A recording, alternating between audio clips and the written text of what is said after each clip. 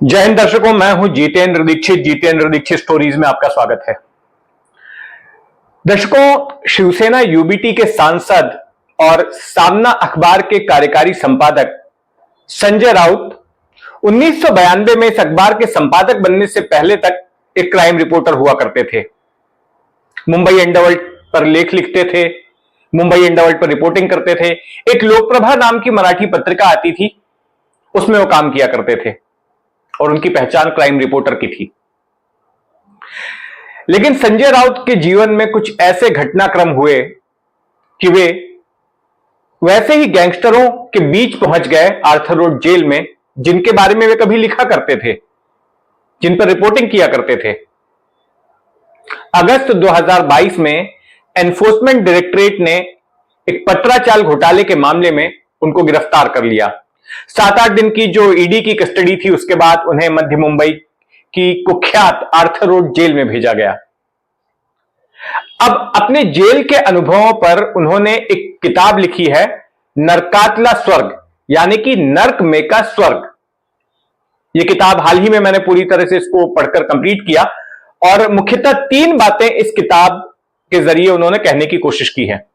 एक तो उन्होंने यह बताने की कोशिश की है कि किस तरह से सरकार केंद्रीय एजेंसियों का इस्तेमाल करके विपक्ष का दमन कर रही है। दूसरी बात, उन्होंने अपने जेल के अनुभवों को साझा किया है कि जेल में किस तरह से उनका रहन सहन था, क्या कुछ उन्होंने किया, किन लोगों से उनकी मुलाकात हुई, उसके दिलचस्प किस्से हैं। और तीसरी बात, उन्होंने कुछ किस्सों के जरिए यह आरोप लगाए हैं कि किस तरह से मोदी और शाह इन्होंने बाला साहेब ठाकरे और शरद पवार के साथ एहसान फरामोशी की। तो उनकी इस किताब को लेकर हाल ही में मेरी उनसे मुलाकात हुई और मैंने उनका एक इंटरव्यू किया। उस इंटरव्यू में उन्होंने कई दिलचस्प बातें बताई। आप भी सुनिए पूरा इंटरव्यू। सबसे पहले तो मैं ये जानना चाहूंगा कि ये जो किताब का शीर्षक है नरकातला स्वर्ग, यानी नर्क में का स्वर्ग, ये शीर्षक क्यों, इसका अर्थ क्या है? देखिए, आप किसी भी गंदी जगह में जाइए, लोग रहते भी है वहां, लोग धारावी के बारे में बोलते हैं या लोग और कोई ऐसे एरिया के बारे में बोलते हैं, लेकिन वहां जो लोग सालों साल से रहते हैं वो भी वहां अपनी जिंदगी में कुछ ना कुछ आनंद के क्षण समेट लेते हैं जी, जीते हैं वहां। वो भी वहाँ दिवाली मनाते हैं, ईद मनाते हैं, दसरा मनाते हैं और कुछ करते हैं, बच्चों का त्योहार मनाते हैं। हाँ, जेल भी वैसे एक जगह है, अच्छी जगह नहीं है, लेकिन अगर आपके भाग्य में जेल लिखा है और आप जेल में गए हैं तो आप जितने दिन अंदर हो तो 10 दिन रोने से क्या होगा। रोने से तो आपके लिए दरवाजे नहीं खुलेंगे कि ये व्यक्ति जेल में आया है और जोर जोर से रो रहा है, छाती पीट रहा है, चलो उनको छोड़ दीजिए, दरवाजा खोल दीजिए। ऐसा तो कभी होता नहीं। तो हमारे जैसे लोग हैं वो सोच कर आते हैं कि हमको अब यहाँ, जब तक कानून हमको बरी नहीं करेगा तब तक हमको यहाँ रहना है, या सरकार नहीं चाहेगी तब तक हमको अंदर रहना ही है, बाद में हम छूट जाएंगे। तो हम वहां अपना एक आनंद, एक स्वर्ग ढूंढ लेते हैं और अब हमको यहाँ ही रहना है, यही आनंद लेना है। और देखिए, ऐसी जगह पे क्या होता है, जैसे मैंने कहा कि कोई सुबह पूरे दिन भर में कोई अच्छा चाय पिलाता है तो स्वर्ग लगता है। सही बात है। कोई एक ब्लैक कॉफी पिला दे आज, अरे भाई कॉफी, अरे कहाँ से आएगा ये ब्लैक कॉफी, नहीं पिलाता हूँ। तो कोई व्यवस्था होती है कॉफी की या बिस्किट की तो लगता है स्वर्ग है। हाँ, तो ऐसे क्षण होते हैं स्वर्ग के।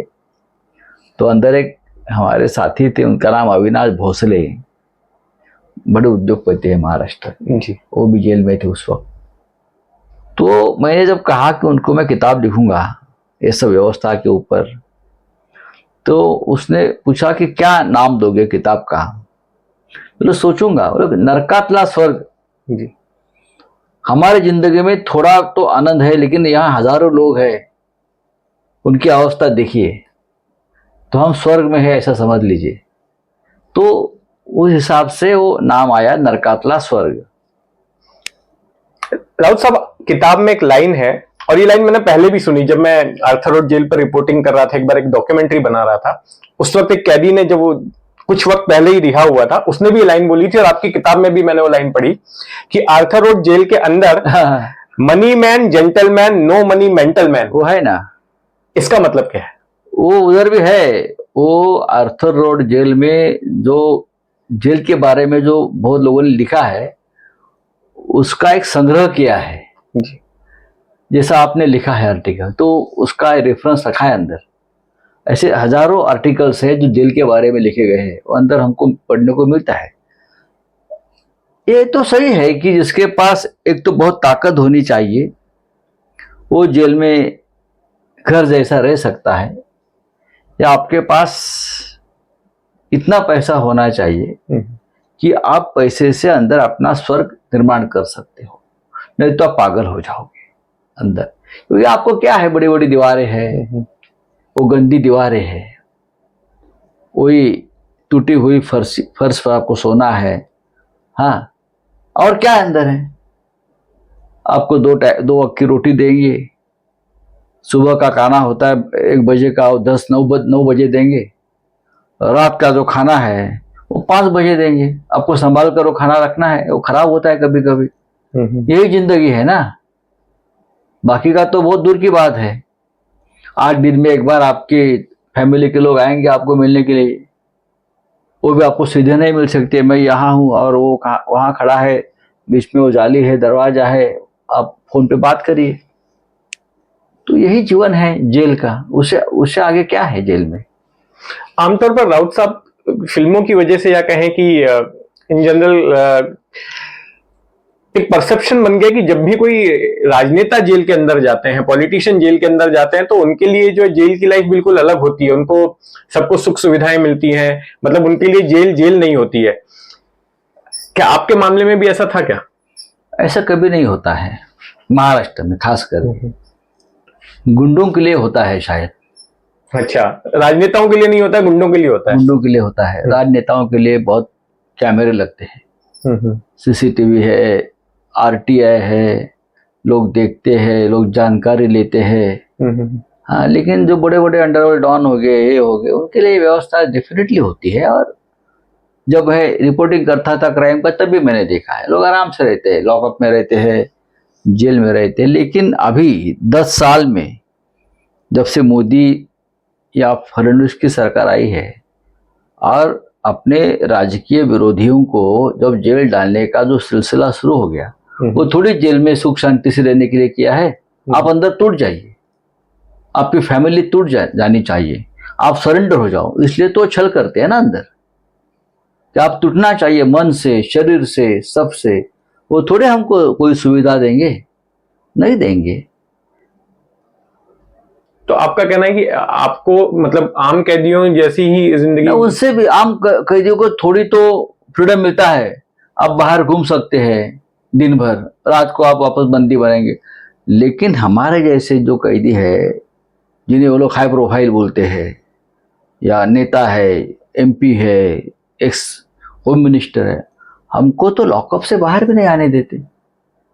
नहीं, आप नहीं जा सकते, कैमरे लगे हैं, ये होगा, ईडी के लोग बाहर बैठे हैं, या आरटीआई वाले हैं, आप हमको सरकार की तरफ से पूछा जाता है कि आपके ऊपर निगरानी रखो और कोई सुविधा ना मिले। ये सब बार बार किया जाता है। सूरज की किरण तक हम नहीं देख सकते। हमको अगर 10 मिनट वॉक करना है दिन भर में, वो नहीं मिलता है, क्योंकि हम लॉकअप में बैठे हैं।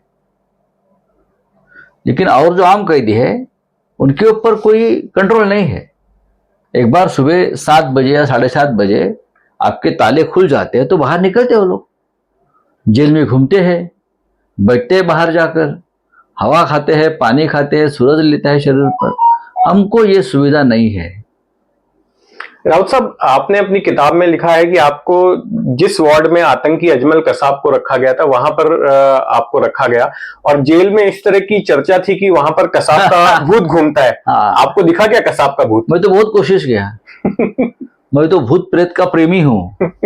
अगर कोई बोलता है मुझे यहाँ उस जगह पर भूत है, तो जाकर देखता हूँ उस वक्त। सचमुच भूत है या नहीं। मैं बहुत बार कोशिश किया भूत देखने का, ऐसा नहीं, लेकिन वो हर जेल में ये स्टोरी है, सिर्फ ये अर्थरोड जेल में नहीं है। हाँ। आप कौन से भी जेल में जाइए, ये स्टोरी है, अंधश्रद्धा है, किसी कैदी का भूत है या भूत घूम रहा है, ये चलता ही रहता है। अभी मैंने कहा कि भाई ये कसाब को फांसी दिया एरोड़ा में, उसका भूत यहाँ क्यों घूमेगा? मैं लोगों को समझाता था, कभी कभी कोई मिलता था, अरे भूत यहाँ कैसा आएगा? जिस जगह पर वो मरा है वहां भूत जाएगा ना उसका। वो भूत अगर होगा तो पुणे में होगा, एरोड़ा में घूमता होगा, हमारे ऑर्थोरोड में उसका भूत क्यों आएगा भाई? सही बात है।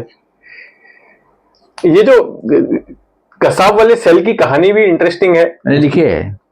मैं ये नहीं चाहूंगा कि पूरी कहानी जो है, क्योंकि फिर लोगों को किताब भी पढ़नी है, वो देखो।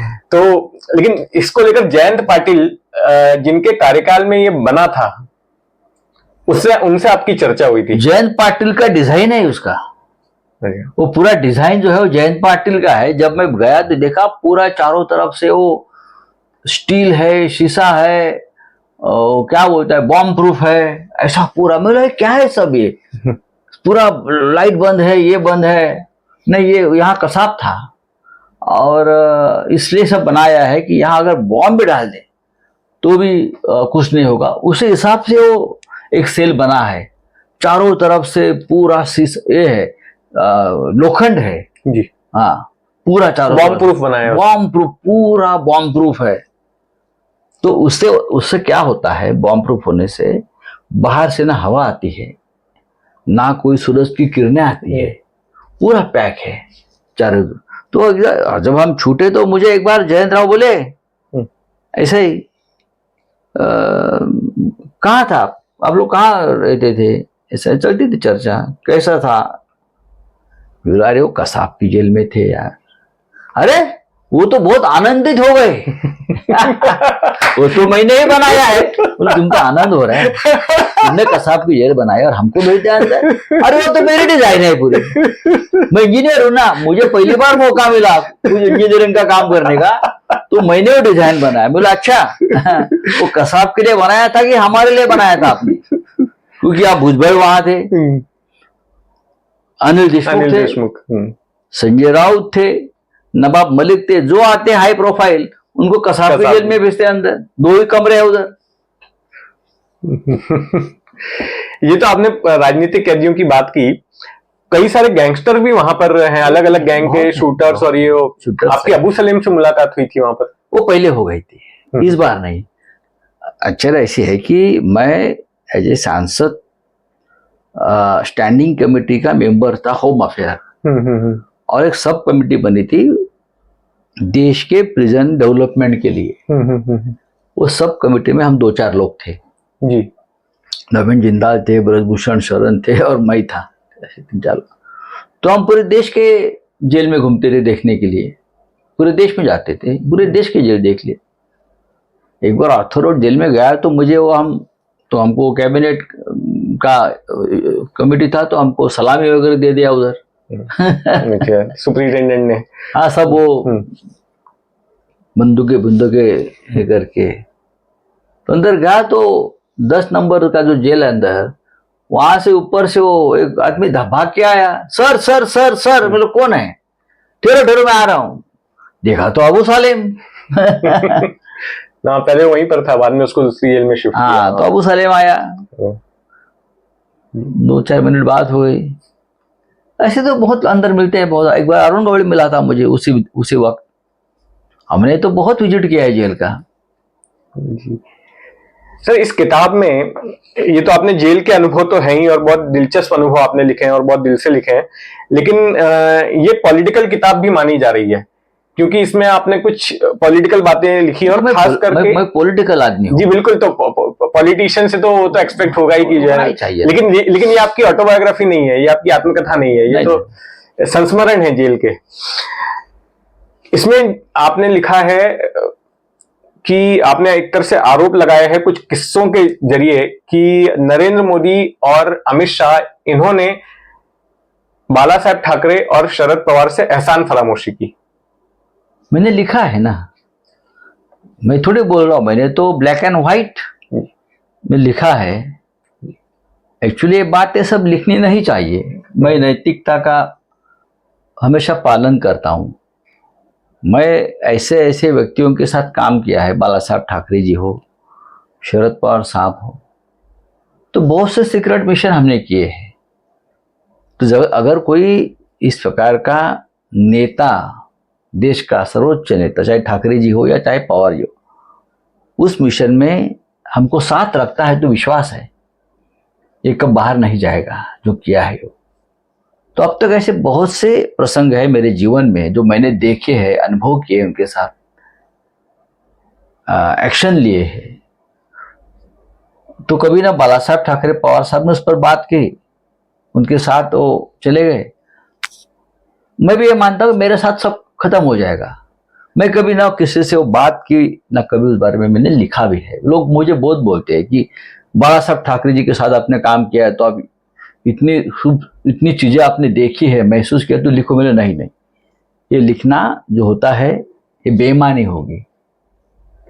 लेकिन मैं 2 ही प्रसंग को इस किताब में इसलिए लिखा है, अमित शाह जी की है, एक पवार साहब के साथ और एक बाला साहब ठाकरे के साथ, कि किस प्रकार की राजनीति लोग देश में लाए हैं, कि जिस पवार साहब और ठाकरे जी ने आपको जीवनदान दिया है, अब उनके साथ और उनके पार्टी के साथ जो आचरण किया है, जो व्यवहार किया है, उसे मैं निर्घृणता मानता हूं, अमानुषता मानता हूं। आपने, वो दोनों ने आपको बचाया है, और ऐसे लेवल पर जाकर बचाया है कि कोई कल्पना नहीं कर सकते। तो इसलिए मैंने सिर्फ एक थोड़ा उनको उस चीजों को थोड़ा सा उसमें मैं स्पर्श किया है। राहुल साहब, ये बात बताने के लिए आपने मेरे ख्याल से 4 किस्से लिखे हैं। मैं नहीं चाहूंगा कि आप चारों बताएं, क्योंकि लोगों को जिज्ञासा भी रहनी चाहिए इसमें क्या है वो पढ़ने के लिए। लेकिन संक्षेप में चाहूंगा कि आप कोई 2 किस्से इसमें से, एक बाला साहब से जुड़ा हुआ और एक पवार साहब से सुना हुआ, हमें बताएं। नहीं, बताने की बात यह है कि जैसे अमित शाह जब संकट में थे, तड़ीपार थे, उसके ऊपर मर्डर चार्जेस थे, वो गुजरात से बाहर उनको रखा था तड़ीपार, कोर्ट के उसके ऊपर पाबंदी थी, उनको बेल नहीं मिल रहा था उससे पहले, या उनकी तड़ीपारी नहीं कैंसिल हो रही थी। तो ऐसे में सिर्फ 2 लोगों ने उनको मदद की है, एक शरद पवार और एक बाला साहब ठाकरे, अलग अलग केस में। और परेशान थे उस वक्त, तो कांग्रेस के यूपीए की सरकार थी, सबको मालूम है। सीबीआई का टास्क फोर्स था, टास्क फोर्स उनको बेल नहीं मिलने दे रहा था। तो मैंने लिखा है कि मोदी जी ने पवार साहब को बहुत बार बार रिक्वेस्ट की कि आप कुछ हेल्प करो, आप कुछ हेल्प करो, क्योंकि वो टास्क फोर्स में एक ऐसा अफसर था जो महाराष्ट्र केडर के थे, वो बेल को विरोध कर रहा था। तो पवार साहब को इतने बार, तो पवार साहब ने पूछा कौन आदमी है जिसके लिए आप मुझे बार बार फोन कर। उस वक्त पवार साहब केंद्रीय मंत्री थे, बड़े नेता थे आपको। नहीं, मेरा खास आदमी है और काम का आदमी है। तो पवार साहब बोले मैं क्या कर सकता हूं। तो आखिर पवार साहब मोदी जी के बात में आ गए और मदद किया, और उनको बेल मिल गया, या तड़ीपारी कैंसिल हो गई लगता है मुझे। बाला साहब ने भी यही किया है, बार बार अमित शाह मातोश्री पर आते रहे अपने बेटे को लेकर। बाला साहब नहीं मिलते थे क्योंकि उनको मालूम नहीं था कौन आदमी है क्या है। तो एक बार हमने ही मैसेज दिया कि ऐसे ऐसे कोई आए हैं, और अभी एमएलए है, मंत्री भी रह चुके हैं, परेशानी में है, मिलना चाहते हैं। तो उनको टाइम मिला बाला साहब को, दिया टाइम, तो आ गया। बाला साहब ने बोला मैं क्या कर सकता हूँ। बोला फलाना फलाने व्यक्ति से आप बात करें तो आपकी बात वो टालेगी। बाला साहब ने फोन उठाया और बात किया, जज से बात किया हमने। हाँ, जुडिशरी में बात किया बाला साहब ने। उनकी वो ताकत थी उस वक्त, उनकी मदद हो गई। आपने ये भी लिखा है कि खुद गुजरात दंगों के बाद यूपीए की सरकार मोदी को गिरफ्तार करवाना चाहती थी, लेकिन शरद पवार ने ही उनकी गिरफ्तारी, पवार साहब ने उनकी गिरफ्तारी रोकी और बाला साहब ठाकरे ने उनका मुख्यमंत्री पद बचाया, क्योंकि अटल जी उनको दूर करना चाहते थे। राज धर्म का की पालन की बात भी हो गई थी उस वक्त, तो अटल जी उनको दूर करना चाहते थे। अडवाणी जी ये कहने के लिए मुंबई में आए थे, तो बाला साहब ने कहा ये गलत होगा, अभी पूरा हिंदू समाज इस बहाने जो एक साथ आया है और मोदी उनका आज हीरो है, गुजरात का मुख्यमंत्री, तो लोग ये एक्सेप्ट नहीं करेंगे और उसमें हिंदुओं का नुकसान हो जाएगा, ये बाला साहब ने कहा। तो अब ये समय नहीं है उनको बदलने का। तो सब सवाल मेरा एक छोटा सा राज ठाकरे जी के बारे में है। राज ठाकरे जब शिवसेना में थे तो आपके बड़े करीबी थे और शायद बाद में भी आपके उनके रिश्ते अच्छे रहे ना, अभी भी है। आपको कहीं ना कहीं एक किताब में ऐसे पढ़कर लगता है कि कहीं ना कहीं चुभन थी कि जब आपके ऊपर ऐसी आपदा आई, आपके ऊपर मुसीबत आई, तो ऐसे वक्त में वो आपके साथ खड़े नहीं रहे या उन्होंने आपकी खैर खबर नहीं जानी? नहीं, खैर खबर की बात दूर की बात है। जब मेरे खिलाफ बीजेपी और उनकी यंत्रणा लगी थी गैर कानूनी तरीके से, मिस यूज ऑफ पावर जो मैं बोलता हूं कि उसको अंदर डालना ही है, उससे पहले राज ठाकरे जी को भी ईडी ने बुलाया था ना। 8 घंटे पूछताछ हुई थी। 8 घंटा पूछताछ किया, लगभग पूरी पार्टी सरेंडर हो गई उस वक्त उनकी, और खुद भी सरेंडर हो गए।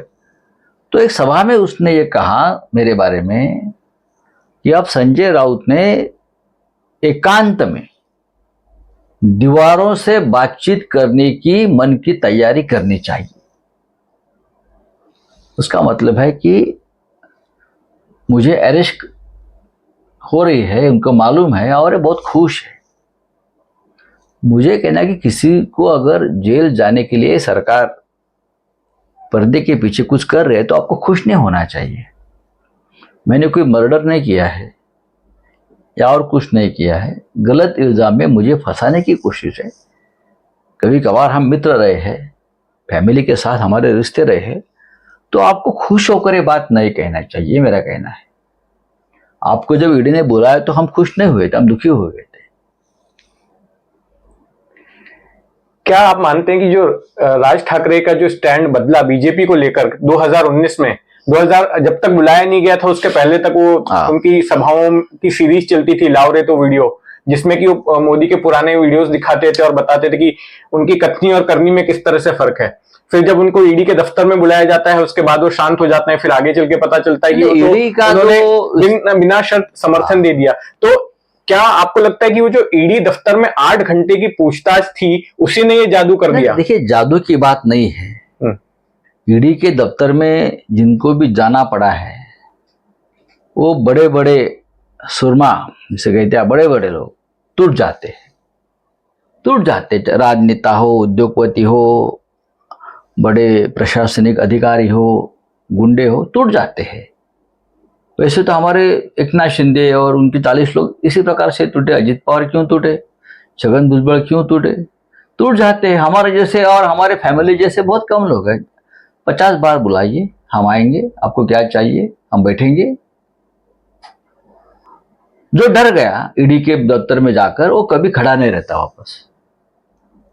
आप एक्सेप्ट करो, ईडी हमको तकलीफ देगी, टॉर्चर करेगी, ईडी हमको जेल डालेगी, हमको ये सब सहन करना है और वापस आकर खड़ा रहना है। ये आप मेंटली आप प्रिपेयर होकर जाना चाहिए। अगर आप राजनीति में हो तो राजनीति के सुख, सभी सुख आप प्राप्त करते हो राजनीति में रहकर, बड़ी बड़ी बातें करते हो। तो राजनीति में ये भी कभी समय आता है कि आपको संघर्ष करना पड़ेगा आपके पार्टी के लिए, लोगों के लिए, स्टेट के लिए। तो आपको करने की तैयारी रखनी चाहिए। अगर आप डर रहे हो तो मुझे लगता है कि आप काबिल नहीं हो इस प्रकार की राजनीति करने में। तो दर्शकों, ये थे सामना के कार्यकारी संपादक और शिवसेना यूबीटी के सांसद संजय राउत। ये वीडियो आपको कैसा लगा कमेंट बॉक्स में जरूर बताइएगा, और अगर आपने अब तक इस चैनल को सब्सक्राइब नहीं किया है तो सब्सक्राइब कर लें। जय हिंद।